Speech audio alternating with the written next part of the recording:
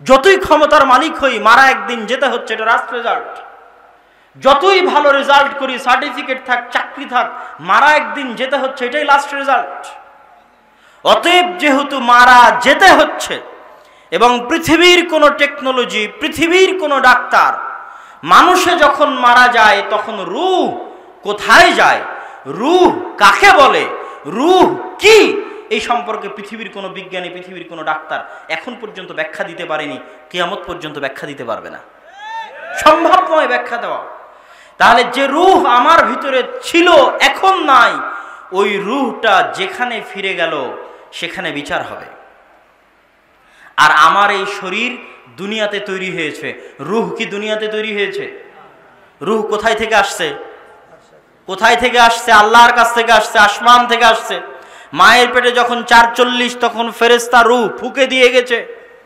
পৃথিবী পরিচালনায় আল্লাহর যে সিস্টেম আছে, ওই সিস্টেমের মধ্যে আমার অন্তরে রূহ দেওয়ার দায়িত্বশীল ফেরেশতা আছে, আবার ওই রূহ নিয়ে যাওয়ার দায়িত্বশীল ফেরেশতা আছে।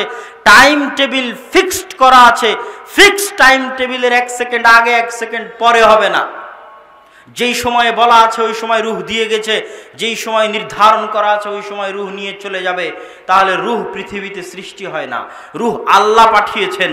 ওই রূহ পুনরায় যেখানে ফিরে যাবে সেখানে বিচার হবে। সম্মানিত উপস্থিতি, এই জন্য বলছিলাম আমাদের সবচেয়ে বড় সফলতা হচ্ছে আমরা যদি কোথায় যেতে পারি, কোথায় যেতে পারি? আল্লাহ সুবহানাহু ওয়া তাআলা পবিত্র কোরআন মাজিদে বলছেন, ইন্নাল্লাহা আশতারা মিনাল মুমিনিনা আনফুসাহুম ওয়া আমওয়ালাহুম বিআন্না লাহুমুল জান্নাহ। আল্লাহ সুবহানাহু ওয়া তাআলা আপনাদের সাথে ব্যবসা করতে চায়।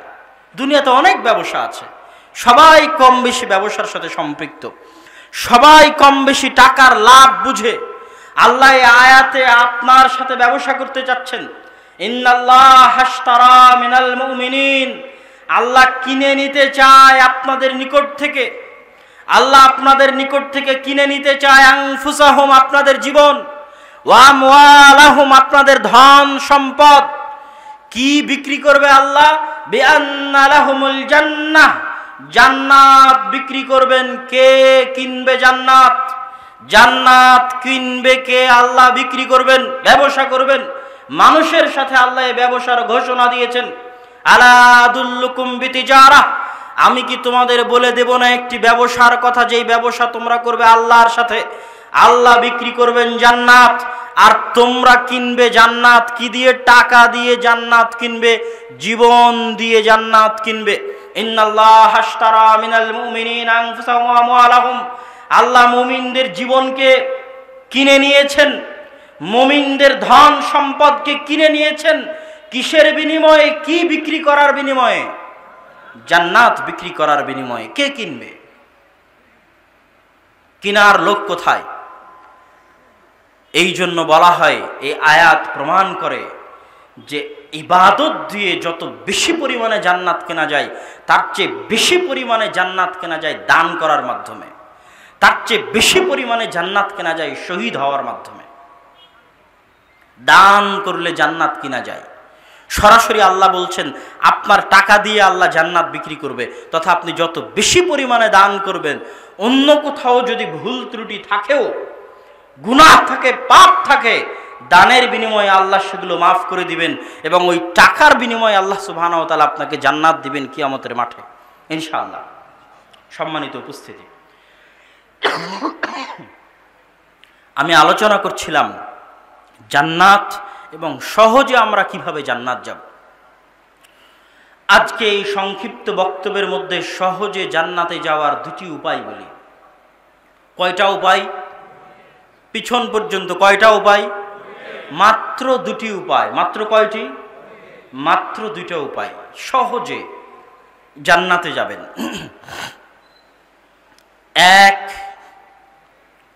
5 ওয়াক্ত সালাত মসজিদের সাথে জামাতে আদায় করা, মসজিদ বদ্ধ থাকা, জামাত বদ্ধ থাকা। কলবুহু মুআল্লাক বিল মসজিদ, রাসূলুল্লাহ সাল্লাল্লাহু আলাইহি ওয়াসাল্লাম বলছেন, কঠিন কিয়ামতের মাঠে যখন আল্লাহর বিশেষ ছায়া ব্যতীত কোনো ছায়া থাকবে না, তখন যে 7 শ্রেণীর মানুষকে আল্লাহর বিশেষ ছায়া দেওয়া হবে, তার মধ্যে এক শ্রেণীর মানুষ হচ্ছে যার অন্তর বাধা আছে রশি দিয়ে। কিসের সাথে? কিসের সাথে? মসজিদের সাথে। অন্তরকে বাধা আছে মসজিদের সাথে। সে কিয়ামতের মাঠে বিশেষ ছায়া পাবে। তো আমি এই পয়েন্টের ভিতরে আস্তে আস্তে ঢুকতেছি, তার আগে ভূমিকা স্বরূপ কয়েকটা কথা বলি। জান্নাতে যেতে চান, দুনিয়া থেকে জান্নাতের রাস্তা নির্ধারিত হয় মসজিদ থেকে। কোথায় থেকে? কোথায় থেকে? একটু জোরে বলতে হবে, পিছন পর্যন্ত। কোথায় থেকে? যে মসজিদে আছে ও জান্নাতে গেছে, যে মসজিদে নাই ওর জান্নাত নাই। কথা মনে হয় বুঝতে পারেননি আমার। পৃথিবী থেকে সরাসরি মসজিদে যাওয়ার জায়গা কোনটা? কোনটা? মসজিদ। কোনটা? মসজিদ। আজকে যে মসজিদে আছে কালকে ও জান্নাতে গেছে, আজকে যে মসজিদে নাই কালকে ও জান্নাতে নাই। পৃথিবীর সাথে জান্নাতের সবচেয়ে শক্তিশালী যোগাযোগ কিসের? সবচেয়ে শক্তিশালী যোগাযোগ মসজিদের। 5 ওয়াক্ত সালাত, 5 ওয়াক্ত সালাত মসজিদে জামাতবদ্ধ অবস্থায় আদায় করা। কি জন্য এটাকে সবচেয়ে গুরুত্ব দিয়ে সবার আগে 1 নম্বরে উল্লেখ করা হলো? ইমাম ইবনুল কাইয়িম রাহিমাহুল্লাহ হুকম তারিকি সালাত বইয়ের মধ্যে লিখছেন, আল্লাহ সুবহানাহু তাআলার আদেশ লঙ্ঘন করা বেশি বড় গুনাহ আল্লাহর নিষেধ অমান্য করার চাইতে। আল্লাহর আদেশ অমান্য করা বেশি বড় গুনাহ আল্লাহর নিষেধ লঙ্ঘন করার চাইতে। আল্লাহ সুবহানাহু তাআলা সারা পৃথিবীর সকল মুসলমানকে একটাই আদেশ দিয়েছেন করার মতো, একটি আদেশ করার মতো, সেটা হচ্ছে সালাত। আচ্ছা, বাকিগুলোকে কেন উল্লেখ করলাম না? সারা জীবনে যদি সামর্থ্য থাকে তাহলে হজ করতে হবে, সামর্থ্য না থাকলে কি হজ করতে হবে? তার মানে যে গরিব তার জন্য কি আল্লাহর হজের আদেশ আছে? তার মানে যার হজে যাওয়ার রাস্তা নাই, করোনার কারণে হজের মৌসুম বন্ধ, যুদ্ধের কারণে বন্ধ, বহু দূরের পথ, তার জন্য কি আল্লাহর আদেশ আছে হজ করার? নাই। যে গরিব তার জন্য কি জাকাতের আদেশ আছে? যে নিসাব পরিমাণ সম্পদের মালিক হয়নি তার জন্য কি জাকাতের আদেশ আছে? নাই। সারা বছরে 1 মাস মাত্র সিয়াম পালন করতে হবে, তবুও সেই 1 মাস সিয়াম পালনে আল্লাহ অনেক ছাড় দিয়েছে। অসুস্থ হলে অন্য সময় আদায় করে নিবে, চিরস্থায়ী অসুস্থ হলে তার পরিবর্তে ফিদিয়া দিয়ে দিবে, মুসাফির হলে পরে আদায় করে নিবে, অনেক ছাড়। কিন্তু আল্লাহর একটি মাত্র আদেশ, যে আদেশের কোনো শর্ত নাই। কে গরিব কে ধনী, কে পবিত্র কে অপবিত্র, কে অজু করে আছে কে অজু করে নাই, কার কাপড় আছে কার কাপড় নাই, কার কাপড় পবিত্র কার কাপড় পবিত্র নয়, কে কেবলা চিনে কে কেবলা চিনে না, কে দাঁড়িয়ে পড়তে পারে কে দাঁড়িয়ে পড়তে পারে না, কে শুয়ে পড়তে পারে কে শুয়ে পড়তে পারে না, কে বসে পড়তে পারে কে বসে পড়তে পারে না। সকল প্রশ্নের ঊর্ধ্বে উঠে মানুষ মাত্রই, মুসলিম মাত্রই যেই কাজটি করতে বাধ্য, যেখান থেকে বাঁচার কোনো রাস্তা, কোনো উপায়, কোনো ছাড়, কোনো ফিদিয়া, কোনো কাফারা, কোনো টাকা, কোনো বদল কিছুই নাই, সেই একটি মাত্র আদেশ কি? জোরে বলেন, একটি মাত্র আদেশ কি? সালাত। তাহলে আর যত আল্লাহর নিষেধ আছে ওগুলো অমান্য করলে যা গুনাহ হবে তার চেয়ে বেশি বড় গুনাহ হবে সালাতের আদেশ অমান্য করলে। এবার ইবনুল কাইয়িম রাহিমাহুল্লাহ একটা একটা করে গুনাহ লিখছেন আর বলছেন তার চেয়ে বড় গুনাহ সালাত ছেড়ে দেওয়ার গুনাহ। কিভাবে? বলছেন একজন নিরপরাধ মানুষকে হত্যা করার গুনাহের চাইতে বড় গুনাহ সালাত ছেড়ে দেওয়ার গুনাহ। কল্পনা করেন, একটা একটা করে গুনাহ ইবনুল কাইয়িম রাহিমাহুল্লাহ ওখানে নোট করেছে। একজন নিরপরাধ মানুষকে হত্যা করার গুনাহের চাইতে বড় গুনাহ সালাত ছেড়ে দেওয়ার গুনাহ। সুদ খাওয়ার চাইতে বড় গুনাহ সালাত ছেড়ে দেওয়ার গুনাহ। ঘুষ খাওয়ার চাইতে বড় গুনাহ সালাত ছেড়ে দেওয়ার গুনাহ। জেনা করার চাইতে বড় গুনাহ সালাত ছেড়ে দেওয়ার গুনাহ। মদ খাওয়ার চাইতে বড় গুনাহ সালাত ছেড়ে দেওয়ার গুনাহ। বিড়ি খাওয়ার চাইতে বড় গুনাহ সালাত ছেড়ে দেওয়ার গুনাহ। টাকনুর নিচে কাপড় পরার চাইতে বড় গুনাহ সালাত ছেড়ে দেওয়ার গুনাহ। দাড়ি কাটার চাইতে বড় গুনাহ সালাত ছেড়ে দেওয়ার গুনাহ। একের পর এক উনি যত গুনাহের কাজ আছে সব গুনতে থেকেছেন আর বলতে থেকেছেন শিরকের পরে আসমানের নিচে জমিনের উপরে এর চেয়ে বড় গুনাহ নাই যে মানুষ সালাত পরিত্যাগ করে দেবে, এর চেয়ে বড় গুনাহ নাই। আর সালাত পরিত্যাগ করে দিলে, মসজিদ পরিত্যাগ করে দিলে আপনার নাম ইসলামের খাতা থেকে, মুসলমানদের জামাতের খাতা থেকে, মুসলমানদের সমাজের খাতা থেকে, জামাআতুল মুসলিমিনের খাতা থেকে আপনার নাম কাটা পড়ে যাবে। আপনার মৃত্যু হবে জাহিলিয়াতের মৃত্যু, আপনার মৃত্যু হবে ইসলাম বিচ্ছিন্ন অবস্থায় মৃত্যু, আপনার মৃত্যু হবে জামাত বিচ্ছিন্ন মৃত্যু। যদি আপনি মসজিদ বিচ্ছিন্ন থাকেন তাহলে, যদি আপনি সালাত বিচ্ছিন্ন থাকেন তাহলে, কেন সালাতের এত গুরুত্ব? আপনি ক্লাসে ভর্তি হয়েছেন, স্কুলে ভর্তি হয়েছেন, স্কুলের অনেক নিয়ম কানুন আছে, এটা করা যাবে না, এটা করা যাবে না, এটা করা যাবে না, এই সেই সবগুলো নিয়ম কানুন মানলেন, কিন্তু ক্লাসেই গেলেন না। ভর্তি হয়ে লাভ আছে বলেন? আপনার ভর্তি টিকবে? সব নিয়ম মেনেছেন স্কুলের, স্কুলে ফি দিতে হবে, ফি দিয়েছেন, মোবাইল ব্যবহার করা যাবে না, করেননি, ড্রেস পরতে হবে, ড্রেস পরেছেন, যা নিয়ম কানুন আছে সব মেনেছেন, কিন্তু কোথায় থেকে অনুপস্থিত? ক্লাস থেকে অনুপস্থিত। ক্লাস থেকে যদি টানা অনুপস্থিত থাকেন, ছাত্র থাকবেন? স্কুলের ছাত্র দাবি করতে পারবেন? আপনি সবই মানলেন, সালাত আদায় করলেন না, তাহলে একটা হিন্দুর মধ্যে আর আপনার মধ্যে কোনো পার্থক্য নাই। এটা আল্লাহ রাসূল বলে গেছে, একটা হিন্দুর মধ্যে আপনার মধ্যে পার্থক্য নাই। কত হিন্দু নিবেন আপনি? সুদ খায় না, ঘুষ খায় না, জেনা করে না, ব্যভিচার করে না, মদ খায় না, ভালো মানুষ, কত হিন্দু, অসংখ্য হিন্দু আছে। তাহলে ওই হিন্দু আর আপনার মধ্যে পার্থক্য কি? কিসের পার্থক্য বলেন তো?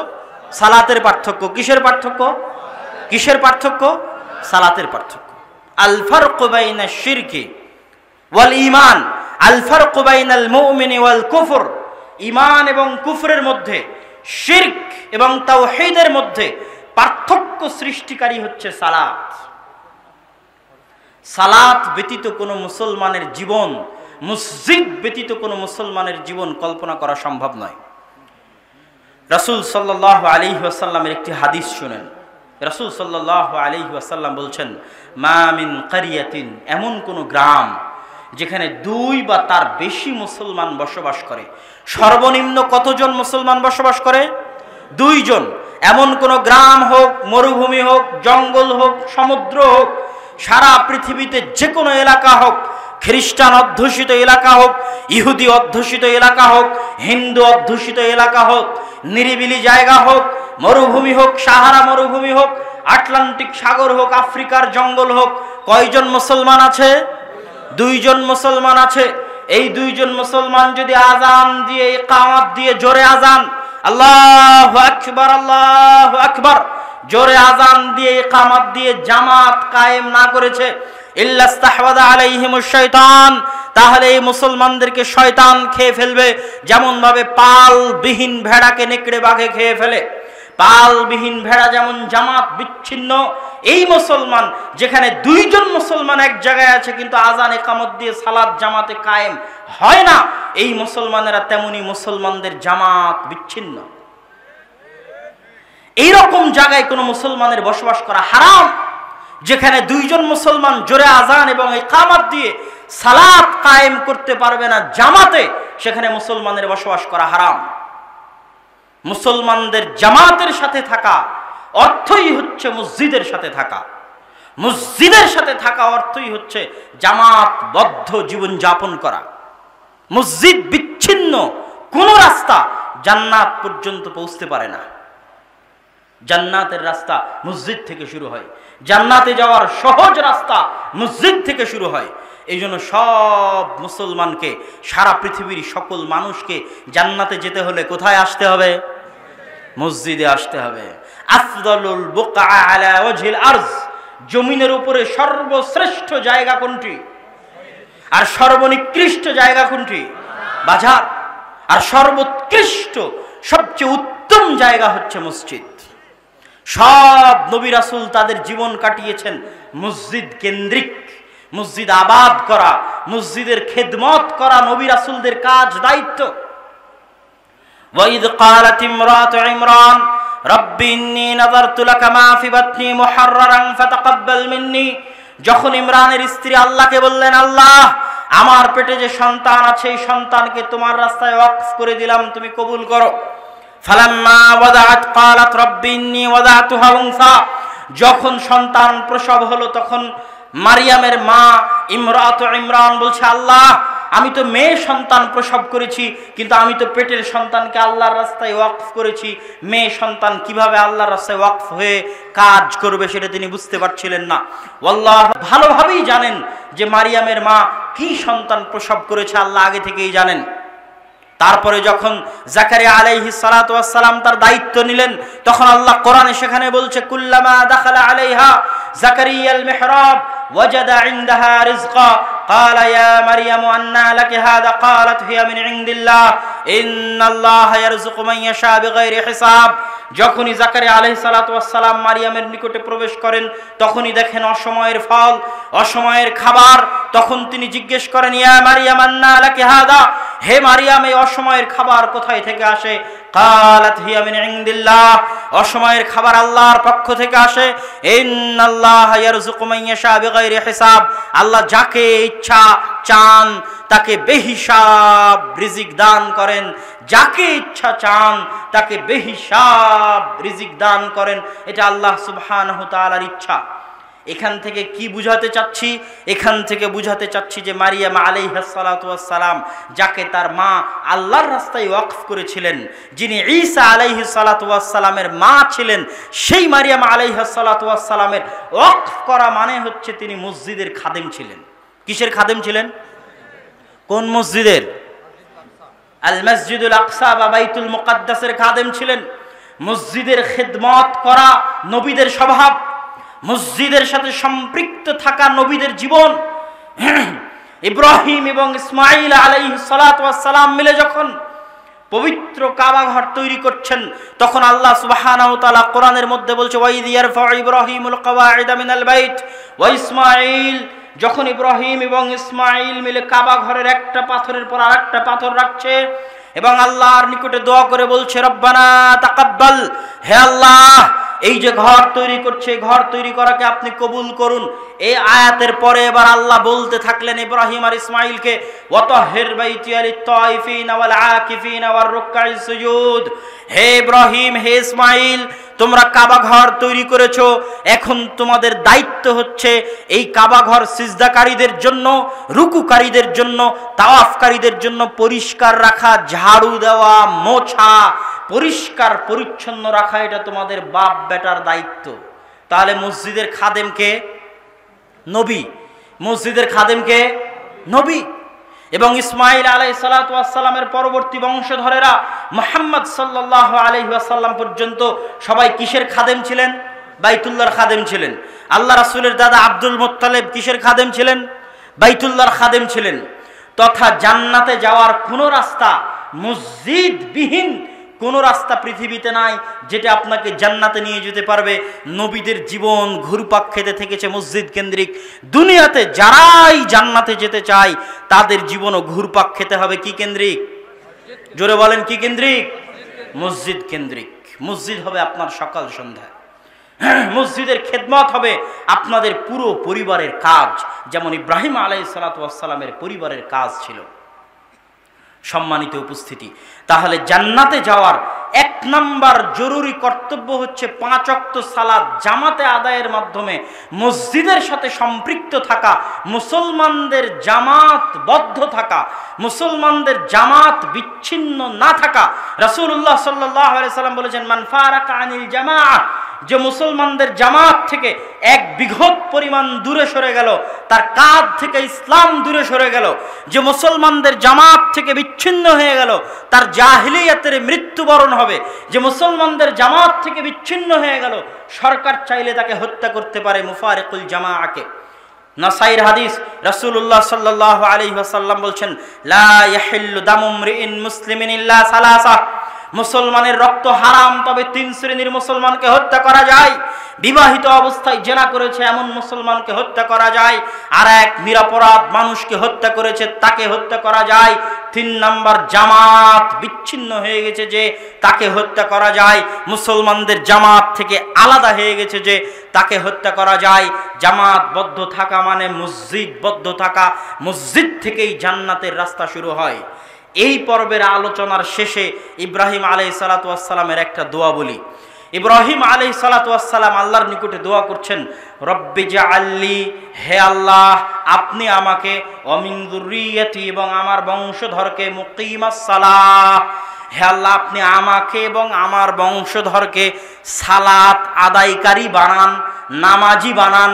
হে আল্লাহ আমার বংশে কেউ যেন বেনামাজি অবস্থায় মৃত্যুবরণ না করে। এটা কার দোয়া? কার দোয়া? যেন তার বংশে কেউ কি অবস্থায় মারা না যায়?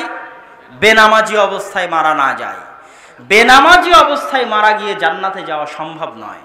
এই জন্য আমার এবং আপনার চেষ্টা থাকতে হবে অন্তত মসজিদের সাথে সম্পৃক্ত অবস্থায় 5 ওয়াক্ত সালাত আদায় অবস্থায় যেন আমার এবং আপনার মৃত্যু হয়। বলেন আল্লাহুম্মা আমিন। জান্নাতে যাওয়ার দ্বিতীয় সহজ রাস্তা, জান্নাতে যাওয়ার দ্বিতীয় সহজ রাস্তা কোরআন। কি বলেন তো? একটু জোরে বলতে হবে। কি? কোরআন। কি জন্য কোরআনের কথা বললাম? আল কোরআন হুজ্জাতুন লাকুম আও হুজ্জাতুন আলাইকুম। কোরআন হচ্ছে আমার উপরে, আপনার উপরে, উম্মতে মুহাম্মাদির উপরে, মুহাম্মদ সাল্লাল্লাহু আলাইহি ওয়াসাল্লামের উপরে, সাহাবায়ে কেরামের উপরে, তাবেঈন ইজামের উপরে, আসমানের নিচে জমিনের উপরে যত দয়া আছে, যত নেয়ামত আছে, যত বরকত আছে, তার মধ্যে সবচেয়ে বড় দয়া, সবচেয়ে বড় নেয়ামত, সবচেয়ে বড় বরকতের মাধ্যম কি? কোরআন। রমজান মাসের ফজিলত আপনারা কত শুনেছেন। যখন রমজান মাস প্রবেশ করে আসমানের দরজা খুলে দেওয়া হয়, জান্নাতের দরজা খুলে দেওয়া হয়, গুল্লিকাত আবওয়াবুন নার, জাহান্নামের দরজা খুলে দেওয়া হয়, সুলসিলাতি শায়াতিন, শয়তানকে শৃঙ্খলাবদ্ধ করা হয়। এত প্রস্তুতি, এত রহমত, এত বরকত নিয়ে আল্লাহ কেন রমজান মাসে প্রস্তুত আছেন? এই জন্য যে শাহরু রমাদান আল্লাযী উনজিলা ফীহিল কোরআন, রমজান ওই মাস যেই মাসে কি অবতীর্ণ হয়েছে? কোরআন। তাহলে রমজানের সব বরকত কোরআনের বরকত। কিসের বরকত? রমজানে যত বরকত আছে সব বরকত কিসের বরকত? কোরআনের বরকত। লাইলাতুল কদরি খায়রুম মিন আলফি শাহর, লাইলাতুল কদর 1000 রাতের চেয়ে উত্তম, পৃথিবীর সর্বশ্রেষ্ঠ রাত। তানাজ্জালুল মালাইকাতু ওয়ার রূহ, ওই রাতে আসমান থেকে এত বেশি পরিমাণে ফেরেশতা দুনিয়ার মাটিতে নেমে আসে যে দুনিয়ার মাটিতে একটা ধূলিকণা বালিকণা ফেরেশতার বরকত আচ্ছাদনের বাইরে থাকে না। পৃথিবীর প্রতিটি ধূলিকণা বালিকণায় ওই রাতে ফেরেশতারা বরকত দিয়ে আচ্ছাদন করে ফেলে। ধূলিকণা বালিকণার চাইতে বেশি পরিমাণে ফেরেশতা বরকত নিয়ে পৃথিবীতে নেমে আসে লাইলাতুল কদরের রাতে। কেন? ইন্না আনজালনাহু ফি লাইলাতিল কদর, এই রাতে কি অবতীর্ণ হয়েছে? কোরআন। আমার নবী মুহাম্মদ সাল্লাল্লাহু আলাইহি সাল্লাম সর্বশ্রেষ্ঠ নবী কি জন্য? তার উপর কি অবতীর্ণ হয়েছে? কোরআন। আমার এবং আপনার জীবন সংক্ষিপ্ত 50, 60, 70 বছর, কিন্তু মূসা আলাইহিস সালাতু ওয়াস সালামের কওমের হায়াত অনেক বেশি ছিল, ঈসা আলাইহিস সালাতু ওয়াস সালামের কওমের হায়াত বেশি ছিল, বানু ইসরাইলদের কওমের হায়াত বেশি ছিল, নূহ আলাইহিস সালাতু ওয়াস সালামের কওমের হায়াত বেশি ছিল। আল্লাহ রাসূলের হাদিস, অতীতের কওমদের হায়াত বেশি হওয়ার পরেও আর উম্মতে মুহাম্মাদের হায়াত অল্প হওয়ার পরেও কিয়ামতের মাঠে উম্মতে মুহাম্মাদের আমলের পাল্লা, নেকির পাল্লা অতীতে চলে যাওয়া উম্মতদের চেয়ে বেশি হবে।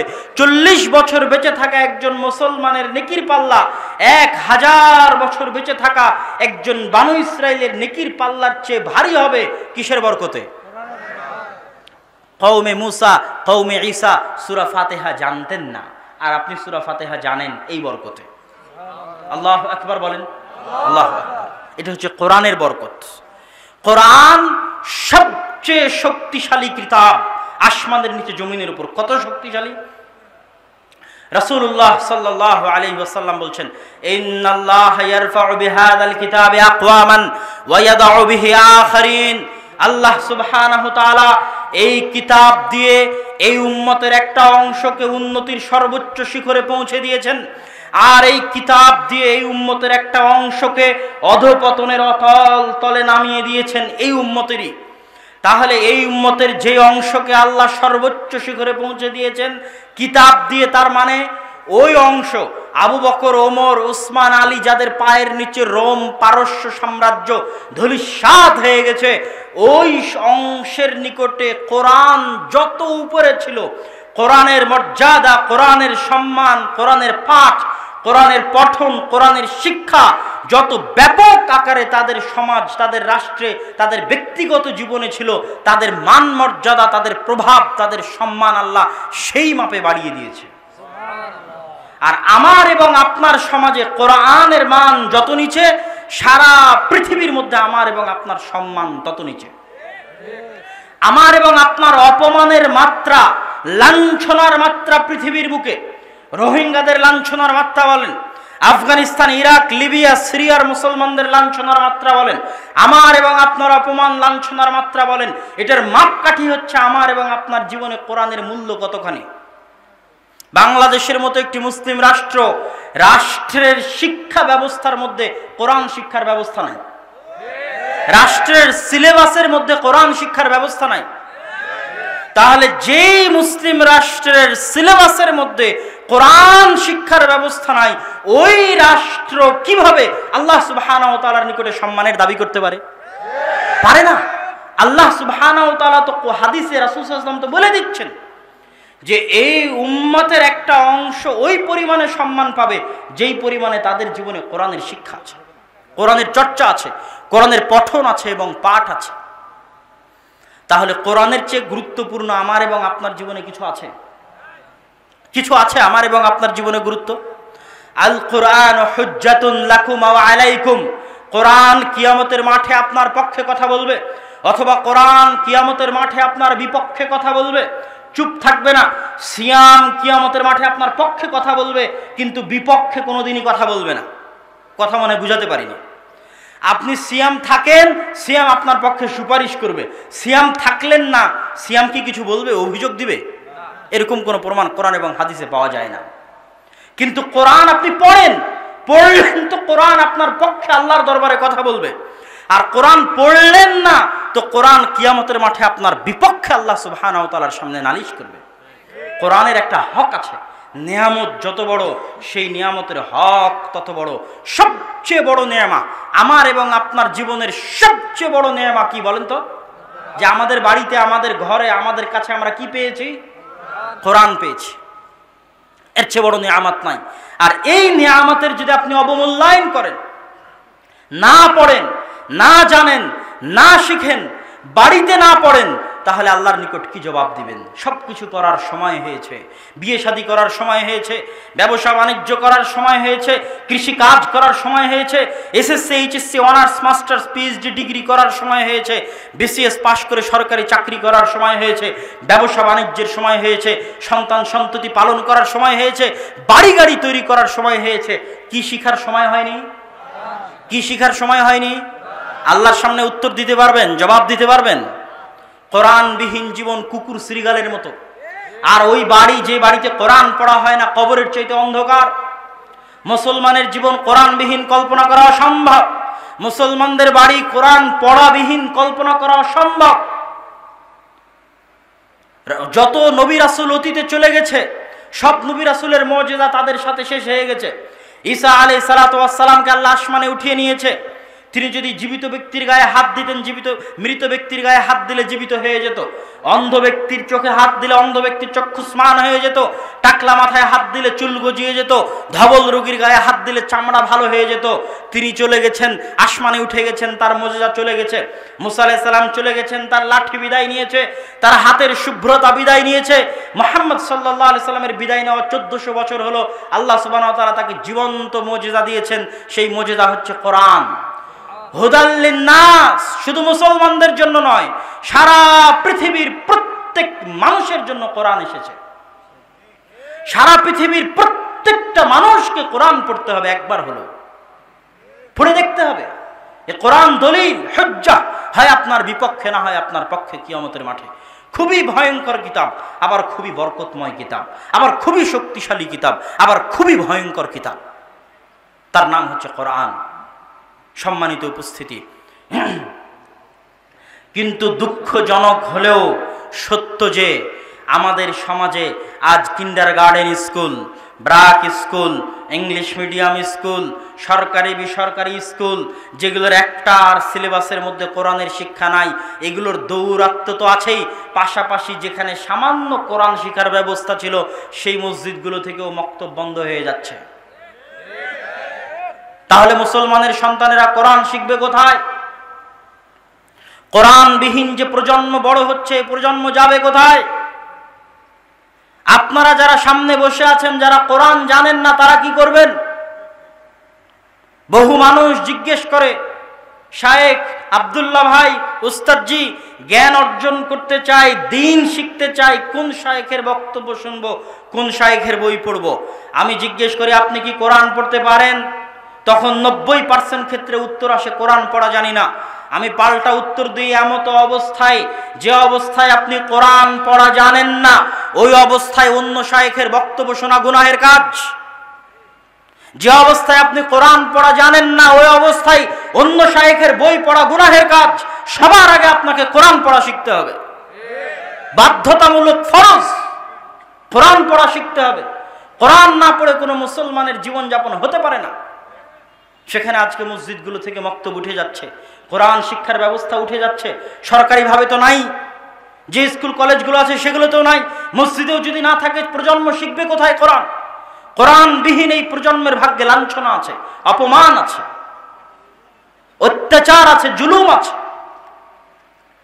এই জন্য আমি বহু বক্তব্যে বলেছি, আজকেও আপনাদের সামনে বলে যাচ্ছি, একটা মসজিদে এসি দান করলে যা নাকি হবে, একটা মসজিদে টাইলস কিনে দেওয়ার টাকা দিলে যা নাকি হবে, একটা মসজিদে ছাদ ঢালাইয়ের জন্য রড কিনে দিলে যা নাকি হবে, একটা মসজিদে ফ্যান লাইট কিনে দিলে যা নাকি হবে, একটি ভাঙ্গা বেড়া ভাঙ্গা টিনের মসজিদে আলিফ বা তা সা শিখানোর ব্যবস্থা করার জন্য চক ডাস্টার বোর্ড কায়দা কোরআন ইমাম মুয়াজ্জিনের বেতনের ব্যবস্থা করে দিলে মসজিদে এসি কিনে দেওয়ার চাইতে আল্লাহর কসম, ওয়াল্লাহি আল্লাহর কসম, মসজিদে টাইলস কিনে দেওয়ার চাইতে ওয়াল্লাহি আল্লাহর কসম, মসজিদে রড কিনে দেওয়ার চাইতে ওয়াল্লাহি আল্লাহর কসম, ভাঙ্গা মসজিদ, জীর্ণ শীর্ণ মসজিদে আলিফ বা তা সা শিখে দেওয়ার ব্যবস্থা করলে বেশি নাকি হবে? হতে হবে। এটাই কোরআন। এই কোরআনের মূল্য সমাজে থাকতে হবে, মসজিদে থাকতে হবে। আবাল বৃদ্ধ বনিতা সবাইকে কোরআন শিখতে হবে, সবাইকে সকাল সন্ধ্যা কোরআন পড়তে হবে, সবাইকে কোরআন বুঝার চেষ্টা করতে হবে। প্রত্যেকটা বাড়িতে কোরআন তেলাওয়াত হতে হবে প্রতিদিন। মুসলমানের বাড়িতে যদি কোরআন তেলাওয়াত না হয়, ওই বাড়ি কবরের চাইতে অন্ধকার, কল্পনা করা যায় না, অসম্ভব। আর যেই মসজিদ কমিটি কোরআন শিক্ষার ব্যবস্থা করে দিতে পারবে না, ওই মসজিদ কমিটিকে 24 ঘন্টার মধ্যে পদত্যাগ করতে বাধ্য করতে হবে। ক্ষুধার্ত থাকলেও, ভুখা থাকলেও, ভিক্ষা করে খেলেও, সমাজের মানুষ সবাই ভিক্ষা করবে, সমাজের মানুষ সবাই ক্ষুধার্ত থাকবে, তবুও অন্তরে জাজবা থাকতে হবে, কে হাম ভুখা रहेंगे, ক্ষুধার্ত থাকবো, ভিক্ষা করব, তবুও মসজিদে মুসলমানের সন্তানের কোরআন শিক্ষার ব্যবস্থা নিশ্চিত করতে হবে। না হলে আপনি বলেন, এই সন্তানেরা কোরআন শিখবে কোথায়?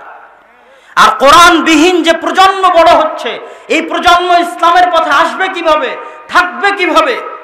যার জীবন কোরআনের বরকতে বরকত মণ্ডিত হয়নি, একদিনের জন্য, 1 ঘন্টার জন্য, 1 সপ্তাহের জন্য, 1 মাসের জন্য, সে দিনের পথে ফিরবে কিভাবে, আসবে কিভাবে? কত ভয়ঙ্করতার দিকে, ভয়াবহতার দিকে আমাদের এই সমাজ ধাবিত হচ্ছে, সেটা আপনাকে এবং আমাকে অনুধাবন করতে হবে। আজকে মসজিদের দায়িত্ব মসজিদ পালন করছে না। মসজিদ হচ্ছে মাল্টি ফাংশনাল কমপ্লেক্স। শুধু সালাত আদায় করার মাধ্যমে মসজিদের দায়িত্ব শেষ হয় না। রাসূল সাল্লাল্লাহু আলাইহি সাল্লাম মসজিদকে ইসলামের অফিস হিসেবে ব্যবহার করেছেন। মারকাজুদ দাওয়া, মারকাজুল ইলম, জ্ঞানের কেন্দ্র, দাওয়াতের কেন্দ্র, এটা হচ্ছে মসজিদের দায়িত্ব। শুধু ফেতরার চাউল বন্টন করে দিয়ে আর কুরবানির গোশত বন্টন করে দিয়ে মসজিদের দায়িত্ব শেষ হয় না। শুধু মসজিদে একটি লাশ বহনের খাটলি রাখলে মসজিদের দায়িত্ব শেষ হয় না। সমাজের সবচেয়ে গুরুত্বপূর্ণ সদস্য হচ্ছে মসজিদ। আপনি জানতে চান, পরীক্ষা করতে চান, করেন। আজকে সারা বাংলাদেশে যত মসজিদ আছে, মেইন বাজারে, মেইন পয়েন্টে যত একতলা, দুইতলা, 10 তলা এসিওয়ালা, টাইলসওয়ালা যত মসজিদ আছে, সব মসজিদ যদি আপনি আজকে উঠিয়ে দেন কোনো এনজিওর হাতে, কোনো খ্রিস্টান মিশনারির হাতে, এরা সারা দেশে 1 মাসের মধ্যে, 1 সপ্তাহের মধ্যে বিপ্লব নিয়ে আসবে। ওই জায়গাগুলো আপনি দখল করে আছেন কিন্তু অকেজো, অচল, অথর্ব অবস্থায়। এটা মসজিদের দায়িত্ব নয়। ওখানে জ্ঞান চর্চার ব্যবস্থা থাকতে হবে, লাইব্রেরি থাকতে হবে, কোরআন শিক্ষার ব্যবস্থা থাকতে হবে। মুসলমানদের সমাজের মার্কাজ এবং সেন্টার হবে মসজিদ। সবচেয়ে গুরুত্বপূর্ণ রোল এবং ভূমিকা পালন করবে সমাজে মসজিদ। এটাই ইসলামী মসজিদের থিওরি। সম্মানিত উপস্থিতি, কোরআন বিহীন, কোরআন না পড়ে মুসলমানের জীবন যাপন হতে পারে না। কোরআন কেন এত গুরুত্বপূর্ণ, কোরআন কেন এত বরকতওয়ালা, কোরআন কেন এত শক্তিশালী, কোরআন কেন এত পাওয়ারফুল? এই জন্য যে আসমানের নিচে, জমিনের উপরে আল্লাহর জাত, রব্বুল আলামিনের সত্তা, আরশে আজিমের যিনি মালিক, সেই মালিকের সত্তার দিকে, সেই মালিকের জাতের দিকে, জান্নাত এবং জাহান্নামের যিনি মালিক, রব্বুস সামাওয়াতি ওয়াল আরজ, আসমান এবং জমিনের যিনি মালিক, সেই মালিকের জাতের দিকে, সত্তার দিকে সম্পৃক্ত করা যেতে পারে এরকম কিছুই পৃথিবীতে নাই। সরাসরি সম্পৃক্ত করার মতো কিছু পৃথিবীতে নাই। আপনি একটা একটা করে জিজ্ঞেস করলে অ্যান্সার হবে সব একই অ্যান্সার হবে। আপনি বলবেন আসমান কি? আল্লাহর সৃষ্টি। জমিন কি? আল্লাহর সৃষ্টি। আদম আলাইহিস সালাম কি? আল্লাহর সৃষ্টি। ঈসা আলাইহিস সালাম কি? আল্লাহর না আল্লাহর সন্তান? নাউজুবিল্লাহ, আল্লাহর কি? সৃষ্টি, রব্বুল আলামিনের সৃষ্টি। মুহাম্মদ সাল্লাল্লাহু আলাইহি ওয়াসাল্লাম কি? আল্লাহর সৃষ্টি। আল্লাহ সুবহানাহু ওয়া তাআলার কি? আমি এবং আপনি কি? আল্লাহর সৃষ্টি। তাহলে আসমান এবং জমিন এবং তার মধ্যে যা কিছু আছে সবকিছুই আল্লাহর কি? সৃষ্টি। তবে একটি জিনিস আপনার এবং আমার মাঝে বিদ্যমান আছে যেটা আল্লাহর সৃষ্টি নয়, সরাসরি আল্লাহর জাতের সাথে, রব্বুল আলামিনের সত্তার সাথে ডাইরেক্টলি কানেক্টেড। সেটা হচ্ছে আপনার বাড়িতে থাকা কোরআন। সৃষ্টি নয়, আল্লাহর বাণী। আল্লাহর কি? আল্লাহর কি? কথা। আল্লাহর বাণী, আল্লাহর কথা। আমার কথা যেমন সরাসরি আমার দিকে সম্পৃক্ত, আমার ভিতর থেকে বের হয়ে যাচ্ছে আমার কথা, ওই কথার মালিক আমি, সেটা আমার দিকে সম্পৃক্ত হচ্ছে সরাসরি। সারা পৃথিবীতে একমাত্র জিনিস যেটা ডাইরেক্টলি কানেক্টেড রব্বুল আলামিনের সাথে, তথা আসমান এবং জমিনে আল্লাহর চিহ্ন, আল্লাহর আলামা, রব্বুল আলামিনের জাত এবং সত্তার চিহ্ন পৃথিবীতে যেটা সরাসরি তার দিকে সম্পৃক্ত, সেটা কি? তাহলে এর চেয়ে শক্তিশালী কিছু থাকতে পারে পৃথিবীতে? এর চেয়ে পাওয়ারফুল কিছু আছে পৃথিবীতে? এর চেয়ে বরকতের বড় উৎস পৃথিবীতে কিছু আছে? হ্যাঁ, আমরা রব্বুল আলামিনকে দেখতে পাচ্ছি না, কিন্তু রব্বুল আলামিনের সত্তার সাথে সম্পৃক্ত, ডাইরেক্টলি কানেক্টেড একটা আলামা, একটা চিহ্ন আমাদের মসজিদে, আমাদের বাড়িতে, আমাদের ঘরে আছে। কিন্তু আমার এবং আপনার ভাগ্য হয় না একবার পড়ে দেখার, একবার তেলাওয়াত করা। এই জন্য আব্দুর রাজ্জাক বিন ইউসুফ বলেছে, দৈনন্দিন কোরআন পড়তে হবে, না পারলে সূরা ইখলাস 3 বার পড়তে হবে। কয়বার? 3 বার। কোরআন প্রতিদিন পড়তেই হবে, না পারলে অন্তত সূরা ইখলাস 3 বার পড়তে হবে। সম্মানিত উপস্থিতি, তো আমি জান্নাতে যাওয়ার সহজ রাস্তা বলছিলাম। কয়টা রাস্তা বললাম এখন পর্যন্ত? এই 2টা রাস্তা বলার কথা দিয়েই বক্তব্য শুরু করেছিলাম। তার মধ্যে একটা রাস্তা ছিল জামাতবদ্ধ থাকা, মসজিদবদ্ধ থাকা, আর দ্বিতীয়ত বললাম কোরআন শিখা এবং কোরআন শিখানো। এবং এটা যেন আপনার মাথায়, আপনার ব্রেনে ইনস্টল হয়ে যায় যে আপনি যেখানে যাবেন, যে সমাজে যাবেন, যে এলাকায় যাবেন, প্রত্যেকটা মুসলমানের সন্তান যেন কোরআন শিখে বড় হয়। এবং কোনো মুসলমান, আজকে যতজন উপস্থিত আছেন সবাই এখান থেকে মনে মনে ওয়াদা করে যাবেন যে আপনার যেন মৃত্যু না হয় কোরআন না পড়ে, এবং আপনার যেন মৃত্যু না হয় সালাত আদায় করেন না, এমত অবস্থায় যেন আপনার মৃত্যু না হয়, বরং আপনার মৃত্যু যেন ওই অবস্থায় হয় যে অবস্থায় আপনার কোরআন পড়ার অভ্যাস আছে, যে অবস্থায় আপনার মসজিদে গিয়ে 5 ওয়াক্ত সালাত আদায় করার অভ্যাস আছে। বলেন আল্লাহুম্মা আমিন। আল্লাহ আল্লাহর কসম করে বলছি জান্নাতে যাওয়া কঠিন কিছু নয়। কোনো মানুষের মধ্যে যদি শুধু এই দুইটা বৈশিষ্ট্যই থাকে, শুধুই এই দুইটা বৈশিষ্ট্য, যে সে দৈনন্দিন কোরআন তেলাওয়াত করে এবং মসজিদের সাথে সম্পৃক্ত থাকে, 5 ওয়াক্ত সালাত আদায় করে, সে অনেক ধনী, অনেক রথী, মহারথীর চেয়ে অনেক আগে জান্নাতে পৌঁছে যাবে ইনশাআল্লাহ। আমরা কি ওয়াদাবদ্ধ হতে পারি না? একটু জোরে ইনশাআল্লাহ বলেন। ইনশাআল্লাহ। সম্মানিত উপস্থিতি, এখানে জালসার যারা আয়োজন করেছে তাদের ক্ষেত্রে এবং আমার পক্ষ থেকে বক্তব্যের শেষে কয়েকটা জরুরি কথা। এক, উক্ত জালসার আয়োজনের জন্য দান করার ক্ষেত্রে আল্লাহ সুবহানাহু ওয়া তাআলার একটি আয়াত আমি আপনাদের মনে করিয়ে দিতে চাই। আল্লাহ সুবহানাহু ওয়া তাআলা পবিত্র কোরআন মাজিদে বলছেন, ওয়া মিম্মা রাযাকনাহুম ইউনফিকুন, তোমার পকেটে যে টাকা আছে ওই টাকার মালিক তুমি নও, ওই টাকার মালিক কে? আল্লাহ। আপনি 100 বিঘা সম্পত্তির মালিক হলেও আসল মালিক কে? আপনি আজকে আছেন কালকে নাই। আল্লাহ আপনার টাকা দান করতে বলেনি, আল্লাহর দেওয়া রিজিক দান করতে বলছে। এই সেন্স আমাদের কাজ করতে হবে।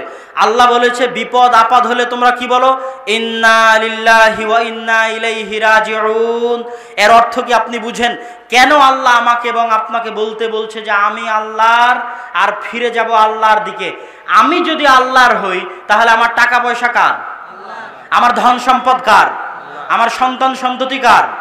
তো আল্লাহর দেওয়া টাকা আল্লাহ নিয়ে নিল, তো আমার চিন্তা করার কিছু আছে? এটা হচ্ছে ইন্না লিল্লাহি ওয়া ইন্না ইলাইহি রাজিউনের অর্থ।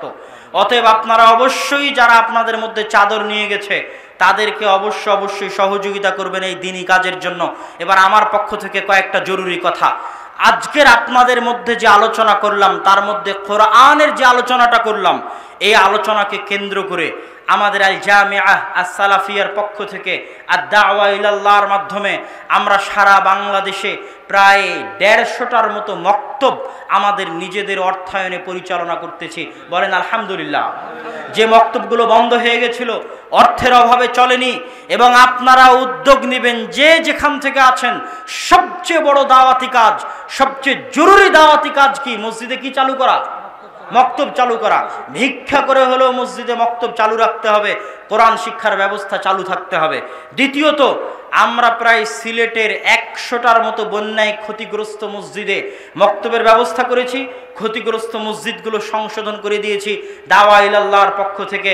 অতএব আপনারা আমাদের জন্য বেশি বেশি দোয়া করবেন যেন কোরআন শিক্ষার এই সংগ্রাম, কোরআন শিখানোর এই আন্দোলন নিয়ে বাংলাদেশে একটা মসজিদও যেন বাকি না থাকে যেই মসজিদে কোরআন শিক্ষার ব্যবস্থা থাকবে না, এরকম কোন মসজিদ যেন আল্লাহর বাস্তে বাকি না থাকে। বলেন ইনশাআল্লাহ। এবং আপনারাও এই সংগ্রামে অংশগ্রহণ করার চেষ্টা করবেন। যাওয়ার পূর্বে অবশ্যই আপনাদের নিকটে অনুরোধ থাকবে, মাসিক আল ইতিসাম যেটা আল জামিআহ আস-সালাফিয়ার মুখপাত্র, 1 কপি হলেও নিয়ে যাওয়ার চেষ্টা করবেন। এবং আমাদের যে বই পুস্তকগুলো আপনারা স্টলে পাবেন, স্টেজে পাবেন, সেই বই পুস্তকগুলো আপনারা অল্প মূল্যে, সুলভ মূল্যে নিয়ে যাওয়ার চেষ্টা করবেন। এবং সর্বোপরি আল জামিআহ আস-সালাফিয়ার জন্য দোয়া করবেন, আল্লাহ সুবহানাহু ওয়া তাআলা যেন এই প্রতিষ্ঠানকে কবুল করে। আল্লাহুম্মা আমিন। সম্মানিত উপস্থিতি, কিছু প্রশ্ন আপনাদের পক্ষ থেকে এখানে এসেছে, সেই প্রশ্নগুলোর উত্তর দিচ্ছি। ইসলামিক ফাউন্ডেশনের মসজিদ ভিত্তিক কোরআন শিক্ষার ব্যবস্থা চালু আছে আলহামদুলিল্লাহ। এটা আমরা চাই আরো জোরালোভাবে চালু হোক, এবং যেই মসজিদগুলোতে কোরআন শিক্ষার ব্যবস্থা নাই সেই মসজিদগুলোতে আপনারা কোরআন শিক্ষার ব্যবস্থা নিজ উদ্যোগে করবেন, এটা আমাদের দাবি। দ্বিতীয়ত, তাগুত কাহাকে বলে? তাগুত কি? তাগুত হচ্ছে ইসলাম বিরোধী যে কোনো নিজাম, যে কোনো সিস্টেম, আল্লাহ সুবহানাহু ওয়া তাআলার তাওহীদ বিরোধী যে কোনো অস্তিত্বকেই তাগুত বলা হয়। শিরকি হচ্ছে তাগুত, আল্লাহ সুবহানাহু ওয়া তাআলার অস্তিত্ব বিরোধী, আল্লাহ সুবহানাহু ওয়া তাআলার সিফাত বিরোধী যে কোনো কিছুকে তাগুত বলা হয়। বই পাবেন গাড়িতে, বই স্টেজে নয়। যারা বই মাসিক আল ইতিসাম নিতে আসছেন তারা গাড়িতে যোগাযোগ করবেন, গাড়িতে আপনারা বই পাবেন। সম্মানিত উপস্থিতি, আমরা সবাই আল্লাহ সুবহানাহু ওয়া তাআলার নিকটে দোয়া করি, হে আল্লাহ আমাদের যারা মারা গেছে তাদের আপনি কবরের শাস্তি মাফ করে দিন, আল্লাহুম্মা আমিন। হে আল্লাহ আমাদের যারা অসুস্থ আছে তাদের আপনি আরোগ্য দান করুন, আল্লাহুম্মা আমিন। হে আল্লাহ আমাদের যে সমস্ত মসজিদে কোরআন শিক্ষার ব্যবস্থা নাই সেই মসজিদগুলোতে কোরআন শিক্ষার ব্যবস্থা করে দিন, আল্লাহুম্মা আমিন। আমাদের মধ্যে যারা কোরআন পড়া জানে না তাদের কোরআন পড়ার তৌফিক দান করুন, আল্লাহুম্মা আমিন। আমাদের মধ্যে যারা নিয়মিত 5 ওয়াক্ত মসজিদে উপস্থিত হয় না তাদেরকে আপনি 5 ওয়াক্ত মসজিদে উপস্থিত হওয়ার তৌফিক দান করুন, আল্লাহুম্মা আমিন। এই দাবি, এই দোয়া আল্লাহ সুবহানাহু ওয়া তাআলার দরবারে রেখে আজকের এই অনুষ্ঠান আয়োজন যারা করেছে তাদের জন্য অন্তরের অন্তরস্থল থেকে দোয়া, শুভকামনা। উপস্থিত প্রশাসন, উপস্থিত দায়িত্বশীল নেতৃস্থানীয় নেতৃবৃন্দ যারা উপস্থিত হয়েছেন, সহযোগিতা করেছেন, সকলকে আল্লাহ সুবহানাহু ওয়া তাআলা জাযায়ে খায়ের দান করুক। এই দোয়া করে, এই দাবি রেখে আজকে আমার সংক্ষিপ্ত বক্তব্য এখানেই শেষ করছি। ওয়া আখির দাওয়ানা আনিল হামদুলিল্লাহি রাব্বিল আলামিন। আসসালামু আলাইকুম ওয়া রাহমাতুল্লাহি ওয়া বারাকাতুহু। সুবহানাকা আল্লাহুম্মা বিহামদিক আশহাদু আল্লা ইলাহা ইল্লা আনতা আস্তাগফিরুকা ওয়া আতুবু ইলাইক। আসসালামু আলাইকুম ওয়া রাহমাতুল্লাহি ওয়া বারাকাতুহু।